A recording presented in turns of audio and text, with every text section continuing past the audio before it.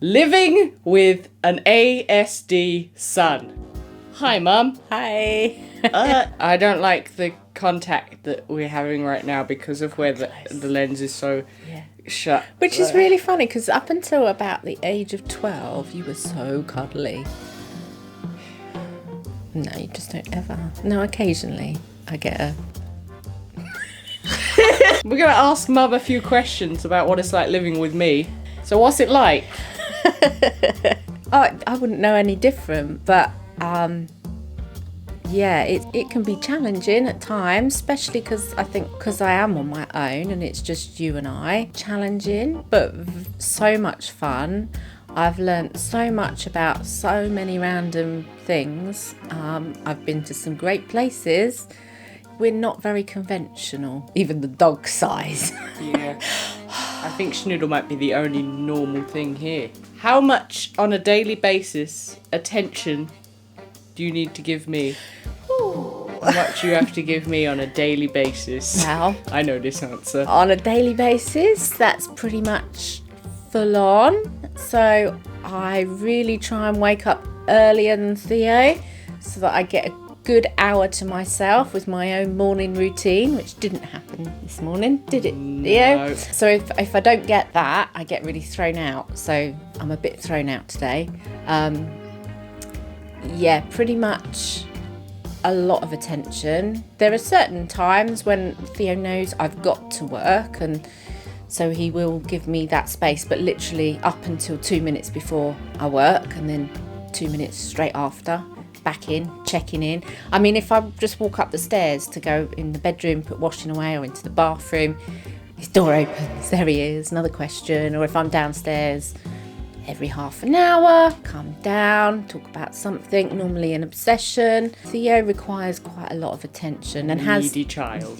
No, not needy. So like even when you were little, grab my face, turn it to yours, look at me, mummy. Even if I was on the telephone, and if I'm on the telephone, Theo's normally in the background dancing around trying to get my attention with something silly, something annoying. How do you see meltdowns coming? You'll get a little bit faster with your talking. Flipping M&M at it. Yeah, you'll get a bit more hyperactive. Or I know because like he's been playing music really loud, so I'm thinking, right, here comes a sensory overload, even though he really likes loud music. So in the car, if we're playing loud music, it's fine for half an hour, and then all of a sudden, bam, because it's been overload. So I can see them coming, and I sometimes try and point that out to Theo, but normally he's in the place where he hasn't noticed, and so he just thinks I'm being annoying by pointing that out. I try and also anticipate what situations would bring on a meltdown and try and talk that through with Theo to put in strategies. Sometimes he's open to that, and then other times, being a 16-year-old teenager, he kind of thinks he knows best, and possibly does. I don't know. What did you used to and still do, or what did I used to do in supermarkets? Well, the first one would be, because of the loud noise and all the bright lights, you used to do this very high-pitched screech. And I presume it was so that you were in control of the noises and it dampened down the other like noises. This. Oh, no. So I would very often, particularly where we live, there's a lot of older people in the community, to not be disrespectful, with hearing aids and things, and I would often get, can you not control your child? Can you not shut your child up? Because I would ignore it, because actually it's not a behaviour that I particularly liked. I realised he couldn't cope, and that's what he was doing.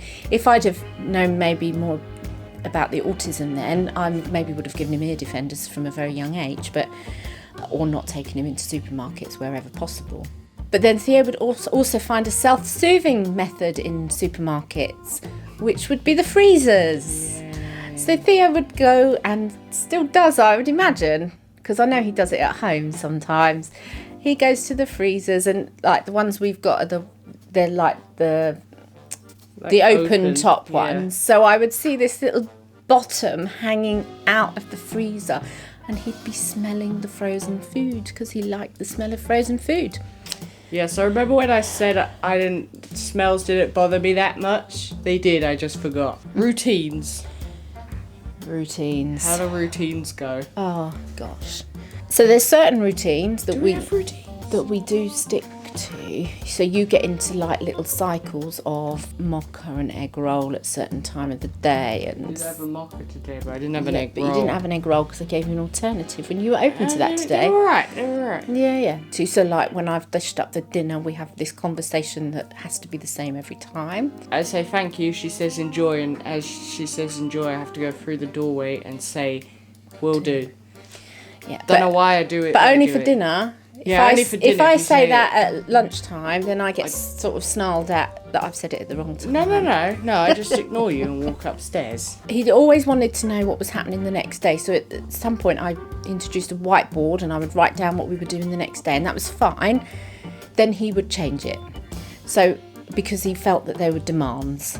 Because there's a little bit of demand avoidance with Theo. He has to know what's happening in the day, but he has to be in charge of when it happens. How do you plan surprises with me? Christmas, I kind of have to tell him roughly what he's getting. I do put a few little surprises, but they're not big presents because that would be too overwhelming, or has been in the past. When he got a bike when he was about 3, I think he literally ran out of the room, and it wasn't that he didn't want the bike, he just couldn't handle the excitement.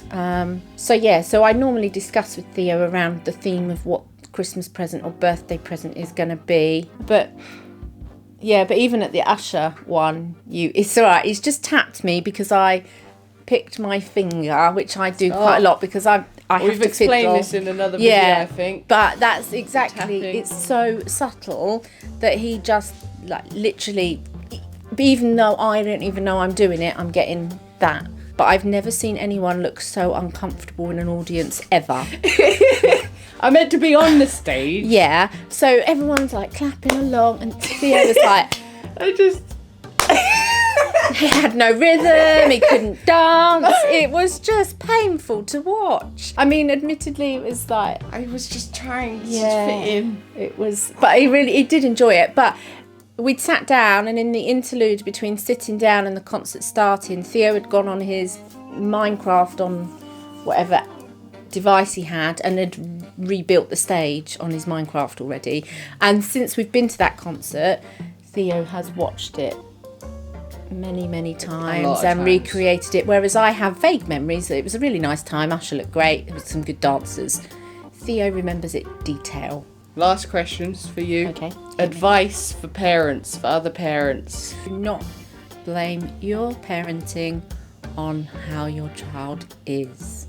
Now, clearly there are very basic discipline rules that we all have, but not only that, don't allow schools, teachers that don't know your child, and experts to also blame you and keep sending you on parenting courses. I mean, they do work to some degree, don't get me wrong, but you need to be wanting to do them and you need to see the benefit of doing them.